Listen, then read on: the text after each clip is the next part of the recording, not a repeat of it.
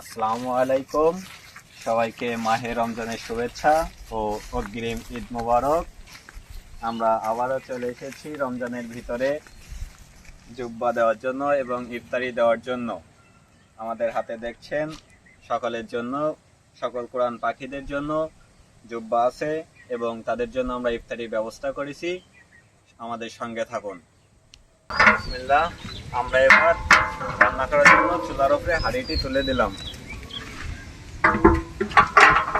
আমরা এবার তেহরি রান্না করব, তার জন্য শুরুতে গোশটি ভেজে নেব। তেল দিলাম। বিসমিল্লাহ।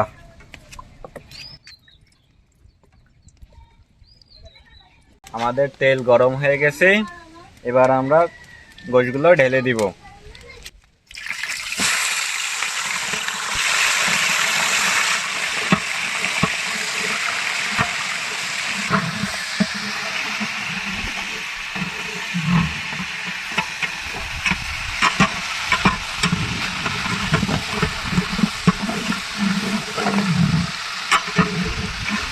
আমাদের গোশগুলো ভাজা হয়ে গেছে, এবার আমরা এগুলো পাত্রে তুলে নিব।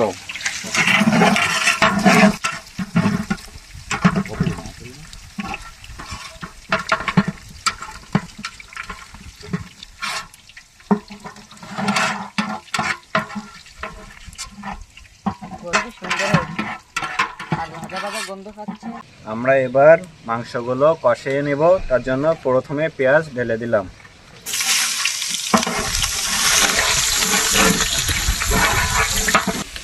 এবার কাঁচা ঝাল দিলাম, আদা বাটা দিলাম, রসুন বাটা, ডাল ফল, লবঙ্গ আর এলাচ ফল, জিরা গুঁড়া, স্বাদ মশলা, গুঁড়া ঝাল, জয়ত্রী জয়ফল গুঁড়া।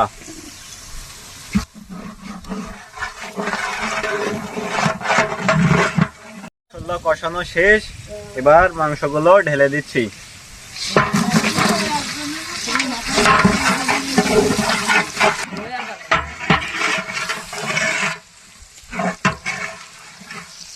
পরিমাণ মতো টক দই,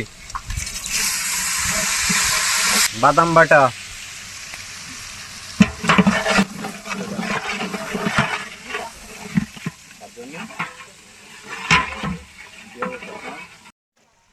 কষানো শেষ, এখন চুলা থেকে হাঁড়িটা নামিয়ে নিচ্ছি।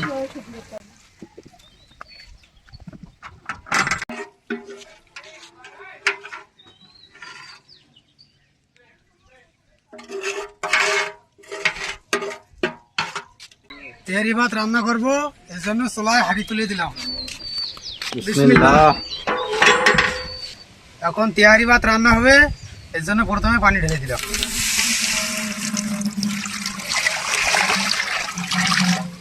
স্বাদ বাড়ানোর জন্য দুধ দিয়ে দিলাম।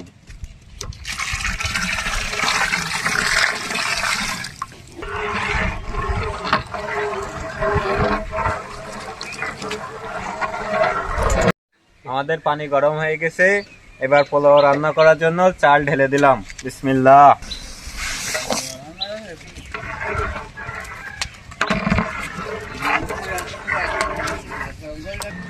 আমাদের তেহরি ভাতের চাল ফুটে গেছে, এবার গোশটি ঢেলে দিলাম।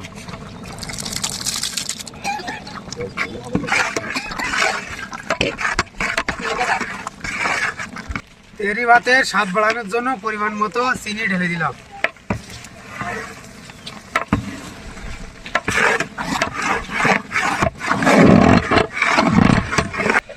তেহারি ভাত রাঁধা শেষ, এখন আমরা চুলা থেকে হাঁড়িটা নামিয়ে নিচ্ছি। এখন কিছু সময় হাঁড়িটা দমে দেব। এখন তেহারি ভাতের স্বাদ বাড়ানোর জন্য পেঁয়াজের বেরেস্তা ছড়িয়ে দিলাম।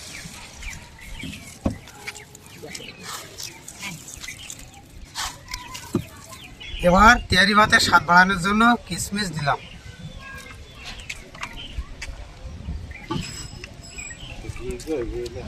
খাবারের স্বাদ বাড়ানোর জন্য সর্বশেষ খাঁটি গাওয়া ঘি ঢেলে দিলাম।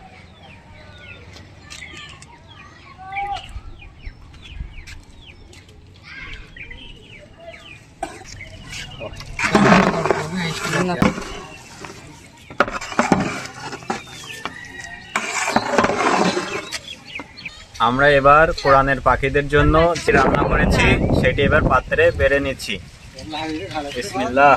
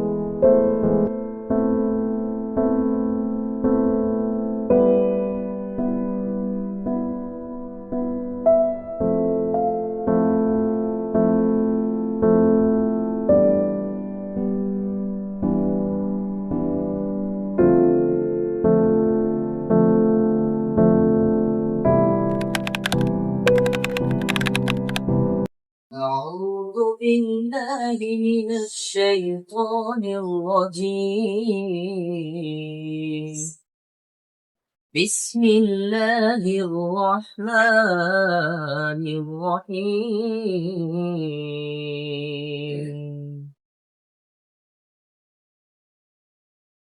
يا أيها الذين آمنوا استعينوا بالصبر والصلاة إن الله مع الصابرين. ولا تقولوا لمن يقتل في سبيل الله أموات بل أحياء ولكن لا تشعرون. صدق الله العظيم. আসসালামু আলাইকুম। আপনারা সকলেই আমাদের সেবামূলক কাজকে সহযোগিতা করবেন এবং আমাদের পাশে থাকবেন। চ্যানেলটি সাবস্ক্রাইব করবেন, লাইক করবেন, শেয়ার করবেন, কমেন্ট করবেন। সকলকে ধন্যবাদ।